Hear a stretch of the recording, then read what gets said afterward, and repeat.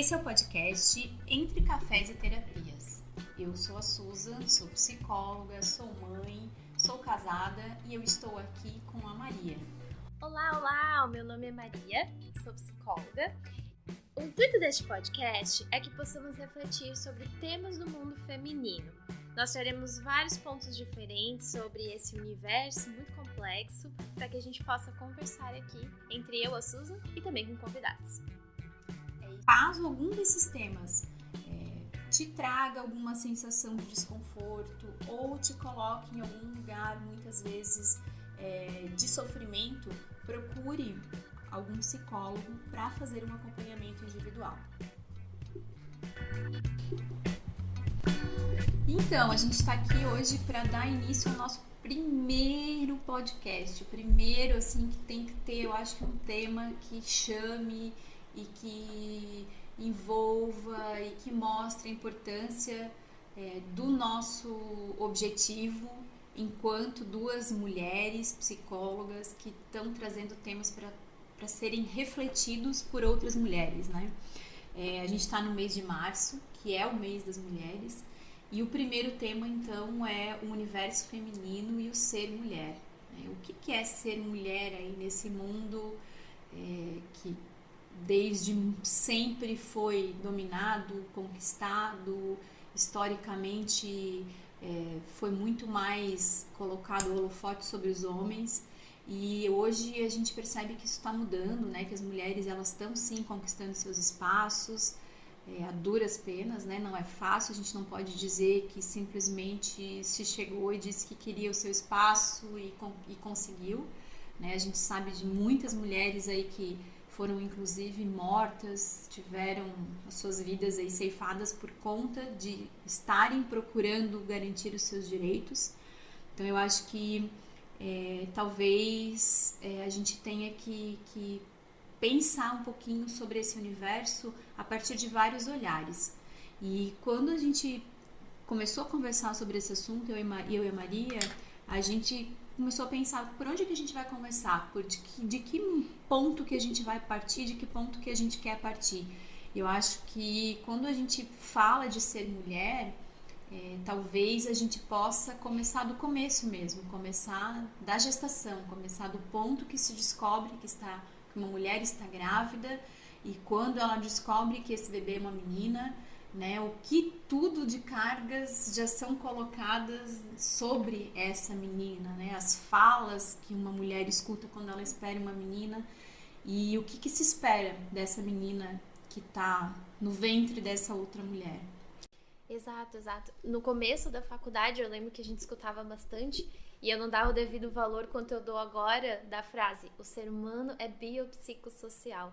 E é muito isso, na mulher a gente vê bastante, né? A questão biológica, hormonal e como ela afeta bastante o nosso dia a dia, a nossa rotina. A questão, claro, psicológica, que obviamente que a gente vai defender aqui, que é extremamente importante, muito impactada por tudo isso. E a questão social, a gente não tem como ignorar a sociedade em que a gente nasce e é inserida, né? E quanto ela, de fato, ela vai influenciar em muitas coisas. E a isso eu fico me questionando. Você estava conversando agora e você falou assim, o que uma mulher escuta quando está esperando uma menina. E aí eu me questionei, será que você escutou alguma coisa quando estava grávida de uma menina, né? Nossa, eu escutei. É bem interessante, assim, que eu acho que quando eu falei foi automático eu pensar nisso e me veio muito forte, assim, quando uma frase muito machista que eu ouvi, que eu acho que hoje talvez a gente escute muito menos, né? Eu acho que foi quando eu estava esperando o meu filho, na verdade, que me disseram assim, porque eu sou mãe de um menino e sou mãe de uma menina. E quando eu estava esperando o meu menino, uma pessoa com a qual eu me relacionava na época, tinha um grupo de amigos, olhou para mim e disse assim, que sorte, hein, vai ser mãe de menino, então quer dizer que tu pode agora dizer para as outras pessoas assim, amarra tua cabrita que o meu bode tá solto. E isso bateu em mim de uma forma muito forte, assim, eu fiquei pensando o porquê que eu tinha escutado aquilo e de que forma que aquilo poderia refletir na educação dos meus filhos. E essa frase eu acabei escutando de novo quando eu estava grávida da minha filha. Então me disseram assim, amarra tua cabrita aí, hein, que o meu bode tá solto. E quando eu estava grávida do meu filho, eu não tive resposta. E aí depois de 6 anos, quase, eu acho que eu fiquei 6 anos pensando sobre isso. E aí eu consegui responder. Eu disse, não vou amarrar minha cabrita, ela tem tanto direito quanto o teu bode. Olha só, que interessante. Não sabia dessa história ainda. E é bem isso. O quanto a gente naturaliza esse tipo de fala, porque eu imagino que a pessoa que falou não conseguia nem interpretar quão problemática ela era, né? Porque era uma coisa tão social, cultural, que a gente vai reproduzindo e nem para pra pensar por que eu tô falando eu acho isso. que é aquela coisa de cair no senso comum mesmo, Exato. sabe? De a gente, às vezes, reproduzir algumas falas, ou porque caiu no automático, ou porque a gente, de tanto escutar, naturalizou, né? Mas de não pensar. Tanto que quando eu ouvi essa frase a primeira vez, pra mim foi tão natural, apesar dela ter mexido comigo de alguma forma, ela levou 6 anos para maturar dentro de mim, para que eu pudesse responder para alguém que trouxe de novo essa fala. E aí, lógico, né? Eu acho que pensando no universo feminino, pensando no quanto que a gente, enquanto mulher, precisa dizer várias vezes que a gente tem tanto direito quanto um bode, né? Falando de uma forma figurada aqui, eu acho que a gente tem que sim parar para pensar sobre tudo que a gente já evoluiu, e a gente tem que principalmente pensar que a gente ainda tem muito para conquistar, né? E que a nossa batalha ela é do dia a dia, e que em todos os momentos a gente tem que estar reafirmando essa nossa posição. E eu acho que é por isso que se torna tão cansativo ser mulher, porque a gente está sempre reafirmando, sempre falando de novo, e sempre tendo que explicar coisas que deveriam ser óbvias. Exatamente. E eu percebo que a gente começa a ser interpretado como uma pessoa chata quando a gente faz esse tipo de colocação. Ai, meu Deus, olha ali, ela não deixa eu falar o que eu quiser, ela me interrompe, ela fala o que ela pensa, e isso é interpretado de uma forma negativa, e não deveria ser, né? Eu me lembro de ter comentado isso, e olha que eu era mais jovem ainda e eu já tinha um pensamento diferente. Que a minha prima pequenininha, ela ganhou uma vassourinha de plástico, assim, de brinquedo. Assim, ela tinha 2, 3 aninhos, um tiquinho. Ganhou uma vassourinha, e a vassourinha era o quê? Rosa. E aí, na hora, assim, eu joguei pra família. Poxa, mas eu acho muito estranho que ela é rosa, porque eu duvido que alguém compre essa vassourinha pra dar pra um menino. Então, ela já tem uma cor indicativa, que é a cor que socialmente se indica que é pra menina, porque sabe que não vão dar uma vassourinha pro menino. E por quê, né? E até é bem interessante, né, Maria? Assim, eu acho que essa tua fala muito já até da profissional que você quis ser, né? Porque o profissional da psicologia, eu acho que o nosso papel enquanto psicólogo é fazer pensar, né? É questionar e é estar sempre colocando a luz sobre o que pode ter um ponto de interrogação. Mas o porquê do rosa? Né? Mas por que a vassoura é para menina? E aí a gente vai ver assim que desde pequenininha, quando a menina lá vai sair da barriga, o mundo dela e o universo dela, ele vai acabar sendo sempre para dentro, né? Ele vai ser sempre o in, né? Não o para fora, né? Então é aquilo, um brinquedo para lavar, para cozinhar, é a loucinha para fazer comidinha, o bebezinho para cuidar, para trocar, para dar comidinha, e o menino é o skate, é a bola. Então, se a gente para pensar nisso, e se a gente se limita no que vem pronto pra gente, a gente também para de evoluir, né? Então, eu acho que ser chato, talvez, nesse nosso mundo e nesse nosso universo, nos coloque em movimento e faça a gente pensar e faça a gente refletir sobre os papéis sociais, né? Sobre o que a gente quer pra nossa vida e sobre o que realmente é importante que a gente se questione. Será que quando eu me questiono do porquê que a menina ganha uma vassoura e o menino ganha uma bola, eu não tô sendo chata? Ou eu tô querendo mudar o mundo que eu vivo? Né? E transformar e conquistar direitos para as mulheres.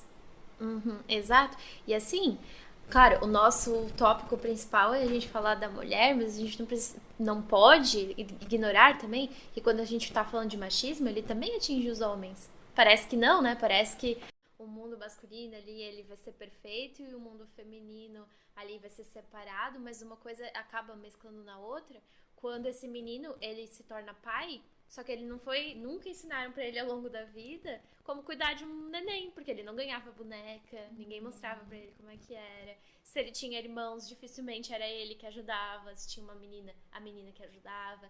Então, eu vejo que o machismo não faz bem nem pro homem, porque eles também chegam, em alguns pontos, né? Eles também chegam lá sem umas lacunas, assim, como lidar com emoções, como ser um bom pai, como ser um bom marido. Essas coisas falta, porque ninguém ensina, porque estão ensinando pra mulher como ela deve ser uma boa mãe, uma boa esposa. Esquecem que esse homem também vai ter papéis sociais e ele não vai ter ensinamento nenhum, porque isso foi passado completamente pra ela, como se ela fosse a única responsável. É verdade. Eu acho que, de novo, a gente vem com a sobrecarga sobre a mulher. Porque aí de quem que é esse papel? De quem que é essa responsabilidade, né? A gente sabe que se a gente não eu nem sei dizer exatamente qual é a palavra, assim, mas se a gente não insistir, né, nesses assuntos, se a gente não colocar essas pautas como importantes e não trouxer essas pautas para dentro das nossas casas e para dentro dos nossos locais de trabalho, que também tem comportamentos muito machistas, né, a começar pela licença paternidade, licença maternidade, mas enfim, acho que isso é até um assunto para um outro momento. Mas assim, se a gente não conversar dentro da nossa casa, dentro das pessoas que estão próximas da gente sobre esse assunto, a gente também vive numa sociedade que vai normalizando esses papéis, e se a gente não questiona o porquê que um homem não pode lavar louça, porquê que um menino não pode varrer a casa, ou porquê que os papéis eles têm que ser pré-estabelecidos, a gente não vai chegar nesse lugar de mudança, né? E eu acho que sim, é a gente que planta isso, mas é papel do homem também perpetuar essas atitudes, né? Porque ele pode ouvir, ele pode ser cobrado, ele pode simplesmente ignorar, ou ele pode mudar de atitude, né? E quando o homem muda de atitude, sim, aí a gente consegue, eu acho que ver, talvez, toda essa nossa insistência nesses assuntos, de alguma forma conseguindo mostrar algum efeito, assim, né? Exatamente.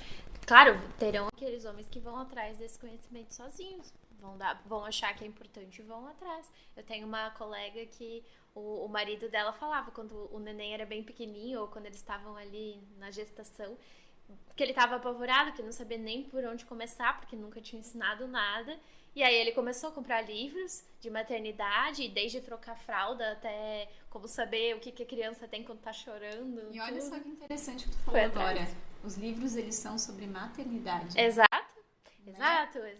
Olha só, se a gente for parar pra pensar, assim, o quanto que o que a gente tem de literatura e muitas vezes até de informação científica, quanto está direcionado para o universo da mulher, né? E eu acho que talvez essa pessoa que tu conhece, poxa, muito, muito importante esse movimento e essa atitude dele de ir atrás, né? De buscar informação e de querer participar, né? Porque aí eu acho que a gente vai entrar talvez num outro ponto que é bem importante, que é mas meu marido ajuda aqui na minha casa. Cara, eu fico muito estressada, muito irritada quando eu escuto a palavra o meu marido ajuda. Mas quem disse que ele tem que ajudar? Ele não tem que ajudar, ele tem que participar. Eu não tô pedindo ajuda. É a responsabilidade dele também. A responsabilidade, a casa não é só minha. Então quer dizer que se tiver sujeira no meio da sala e eu não tiver tempo para limpar, vai ficar ali até a hora que eu tiver tempo? Ou que se eu não pedir para ele fazer aquela sujeira, vai ficar ali? Não. Ele tá ali, ele vai enxergar, ele também vai limpar, ele vai fazer, né? Ou se a roupa estiver acumulando dentro do cesto, não sou eu que tenho que enxergar, né? É o papel de todos, ou não sou eu que tenho que pedir para um homem que mora comigo fazer. porque não é o meu papel pedir e também não é o papel dele ajudar. O papel dele é perceber, Exato. compartilhar, né? Exatamente. Eu acho que até a gente coloca numa posição como se eles não tivessem capacidade cognitiva para perceber isso. Olha Várias só. coisas. Como assim? É que nem quando falam de uma forma super machista sobre homem ficar com um monte de mulher e ficar olhando mulher na rua, como se eles não tivessem capacidade cognitiva para entender o que é o que, separar as coisas. Às vezes a gente trata também como se fossem crianças pequenas, né? E aí é esperado que a mulher vá lá orientar. Orientar o quê? É um homem adulto, ele se orienta sozinho, não precisa eu ir lá orientar aquela outra pessoa. Esses homens não conquistaram o mundo, eles não têm capacidade de entender pequenas coisas tão básicas, né? Exato. Então, eu acho que é isso aí, é por aí, de novo, que a gente vai, né, sempre tendo que eu tenho uma amiga que fala assim, que a gente vai com a foice, né, cortando o mato no meio do caminho e tentando desbravar e abrir esse caminho e mostrar para as pessoas que é possível, que dá para fazer diferente, que a gente pode fazer diferente. Então, assim, eu acho que pensando no mundo que a gente vive hoje, com certeza, né, a gente pode dizer que a gente já conseguiu chegar em lugares que eu acho que eram inimagináveis, por exemplo, para minha avó. Né? Minha avó jamais imaginou que a gente pudesse viver coisas que a gente vive hoje, né? Que na época dela, imagina, uma mulher fazer uma faculdade, uma mulher trabalhar o dia inteiro, né? Poder, acho que são conquistas e são coisas que fazem parte da nossa necessidade, inclusive. E eu pensando nisso que eu tô falando da minha avó, assim, me ocorreu agora que na época que a minha avó teve os filhos dela, isso eu vou voltar lá pro início, metade do século passado, a função da mulher era estar em casa, era ser a dona de casa e cuidar dos filhos, né? E aí, quanto que a gente conquistou e quanto que a gente acumulou, né? Porque quando a gente foi conquistando o nosso espaço enquanto mulher, enquanto uma pessoa que tem o direito a estudar ou a trabalhar, as outras atribuições, elas não sumiram, né? Então, a sobrecarga de cuidar de uma casa, de lembrar o que um filho precisa, de ter a sua agenda organizada e a agenda dos seus filhos também, tudo na tua cabeça, como se você fosse uma agenda ambulante, eu acho que simplesmente foi acumulando algumas coisas.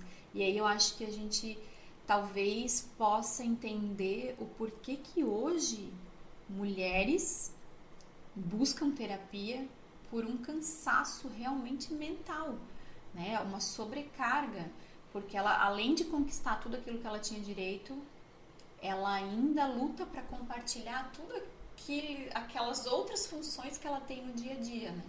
E aí você estava falando e eu até me lembrei assim de um termo que eu vi, eu não me lembro se foi no podcast também, se eu vi pela internet, que era da carga invisível, né? Que são esses pequenos detalhes que a gente sabe, só que eles parecem que eles não ocupam muito espaço mental para uma pessoa que tá de fora, mas a pessoa que tá ali lembrando daquilo tudo sabe o quanto de espaço que aquilo ocupa. Então, por exemplo, acabou o detergente.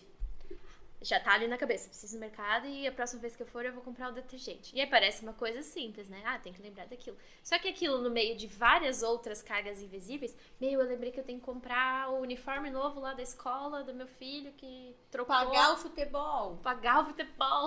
São coisas que parecem pequenas quando elas estão isoladas, mas quando elas misturam com uma rotina junto com trabalho, estudo, relacionamento, né? Porque essa mulher muitas vezes está se relacionando ali com outra pessoa. Então isso tudo vai ali se misturando e aquilo que parecia pequenininho se transforma em algo gigante. E essa carga ela é invisível para os outros. Para os outros. E eu acho que para a mulher que tá com essa carga ativa dentro da sua cabeça, ela é muito visível, né? E ela praticamente se torna palpável, porque ela se transforma em emoção. Né? E aí muitas vezes ela se transforma num estresse, ela se transforma numa ansiedade, ela vai se transformar numa irritabilidade, numa falta de paciência e muito, muito, por mais que eu acho que a gente viva, de novo falando, né, num contexto hoje bem diferente, existe sim o julgamento e existe sim essa postura das outras pessoas dizer, nossa, como tá estressada, nossa, que irritada, não sei pra que tudo isso, não tá fazendo nada, tá só em casa, ou tá, né, como se aquilo realmente fosse nada, né? Exato. E você falou ali dela perceber para ela não ser invisível, mas eu vejo que às vezes às vezes para a mulher ela não consegue identificar o quanto aquilo é estressor. Só vai naturalizou. Naturalizou, é algo normal na minha vida. E aí eu vejo que quando elas chegam na clínica aí e eu começo a falar sobre esse tipo de coisa, elas já ficam assim com o olho arregalado e, meu Deus, é verdade, eu não tinha pensado que isso realmente acontece. Sabe que agora eu tô falando, né, da gente falando do naturalizar, essa semana aconteceu uma coisa comigo bem interessante até, assim, a escola que os meus filhos estudam tem um aplicativo onde a gente recebe as mensagens relacionadas à tarefa, a comportamento, a reunião de pais, enfim. E aí eu tenho acesso e o meu marido também tem acesso. E aí a gente teve um problema que eu não estava recebendo e aí eu fui lá na escola e pedi para verificar. E eu falei, eu queria ver o que está acontecendo porque eu não estou recebendo as mensagens, só o meu marido. Aí ela disse, tu queres trocar? Então tu queres só tu receber e teu marido não? Eu disse, não. Eu falei, eu quero que nós dois continuemos recebendo. Mas e daí? Vai fazer alguma diferença? O teu marido vai fazer alguma coisa? Eu disse, cara, se ele não fizer, o problema é dele. Mas pelo menos ele vai receber a informação, assim como eu vou receber a informação. Eu acho que é por isso que muitas vezes a gente se sobrecarrega. Porque o outro diz pra ti assim, mas ele vai fazer, ele vai realmente participar. E aí você diz, realmente, eu acho que ele não vai. Não, ele vai sim, a responsabilidade também é dele. Então, de novo, cabe a gente, né? A gente tá tentando ser o agente transformador do pensamento do outro. E da outra mulher também, que foi uma mulher que falou isso pra mim. Exato. Né? Então... Nossa, e eu fiquei agora, assim, bem impressionada com o que você estava falando. E eu me lembrei de uma questão da minha vida, que a gente conversava em casa sobre isso e ria e achava, né, e só analisava a situação em si, e agora eu me desbloqueou, assim, o quanto isso também é um retrato disso, de que a minha irmã, ela dançava, e aí eles iam para as competições de dança pelo estado, para tudo que era lado, e o meu pai era o único pai, então sempre tinha lá, sei lá, 15, 20 mães, e o meu pai era o único pai que tava lá junto, acompanhando a minha irmã. E aí ele conta e ele ri, porque era engraçado pra ele, né? Imagina, ele tava ali perdido, no mar de mulheres só tinha ele, mas agora olhando eu falei, poxa, mas pois é, né? Por que só ele? Por que não tinha mais nenhum pai acompanhando a filha em algum evento? E aí, assim, eu acho que o teu pai talvez seja aquele que se destacou e, infelizmente, a gente... nesse mundo que a gente vive, ainda deve ter escutado muitas vezes, e a tua mulher? Tu é viúvo? Tu é separado? Aconteceu alguma coisa que ela não tá aqui? Né? Por quê? Ou Ele até é tão pior. responsável quanto? Exato. Ou assim, como você é um paizão. Tá, e aquelas mulheres não eram mãezonas de estarem ali? Delas era assim, é mãe, tá ali fazendo papel. É como se fosse um papel obrigatório, Isso, né? e o pai tá ali porque ele é especial. Exato. E aí a gente vai... acho que isso aí até também reproduz o olhar que a sociedade tem para a mulher e que tem para o homem, não só no cuidado com o filho, mas quando a gente vai pensar, por exemplo, numa entrevista de emprego. Né? Quando um homem chega e diz assim, eu tenho 2 filhos, eu estou trabalhando porque eu quero melhorar a vida dos meus filhos. Nossa, que exemplo de ser humano, né? Poxa vida, que cara nota 10. A mulher, quando chega para fazer entrevista e diz assim, eu tenho 2 filhos, meu Deus, vai me dar problema, né? Porque vai pegar atestado. Então, quer dizer, o quanto que eu acho que o teu pai também já estava cavando e abrindo com a foice o caminho dele ali, né? De simplesmente ser o pai. Ele só era o pai naquele momento, ele não era um paizão.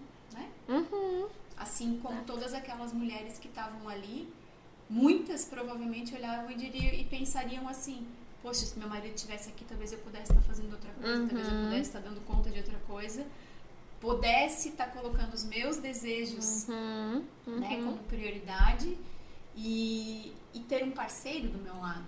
Né? Eu acho que não, isso não é uma crítica à relação de ninguém, eu não estou aqui para julgar a vida de ninguém, né? Mas eu acho que a gente entra de novo no quanto que a gente se anula enquanto mulher, né? Quando a gente tem um filho e o quanto que a gente abre mão dos nossos sonhos e dos nossos desejos quando a gente escolhe ter filhos. Então, acho que entramos agora no assunto até maternidade, né? Que eu acho que ele tá permeado nesse universo feminino e não tem como, né? Eu acho que toda mulher, pelo menos uma vez na vida, já ouviu a pergunta: e quando chegam os seus filhos? E quando você vai ter filhos?